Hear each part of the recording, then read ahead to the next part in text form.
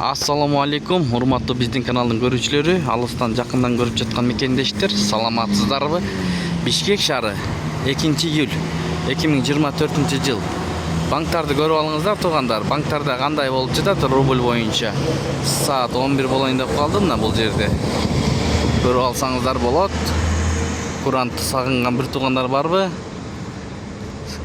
Комментарий калтырыңыздар. Мына илгери ушул жерде жолугушуулар болчу эмес беле? Курант деп. Анда эмесе кеттик достор.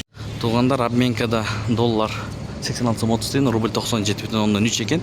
Байтүшүм банкта өйдүрүк рубльдин алынышы 97,5 тиын, сатуу 1 сом. Доллар 86 сом. Байтүшүм Финка банк доллар 86 сом, рубль 97,5 тиын, сатуу 1,02. Өйдө жакта подсказка болот, обменкаларды тартканбыз, көрсөңүздөр болот кирип. Жолдор оңдолот. Эко Исламик банкта доллар 86 сом ровно, рубль 96 тиын, сатуу 1 сом. Капитал банк доллар 86 сом 30 тиын, рубль 97,5 тиын, сатуу 1,05. Аябай өйдө сатат 1,05тен. Алуу арзан 97,5 тиын. Достор, Айылбанкта доллар 86 сом, рубльді сатып алуу 97,5 тиын, сатуу 1,05. Бакай банк доллар 86 сом 10 тиын, евро 92 сом 20 тиын, рубль 97 тиын, сатып алуу, сатуу 1,05. Казак теңгеси 0,12,5 тиын, юань 11 сом 60 тиын.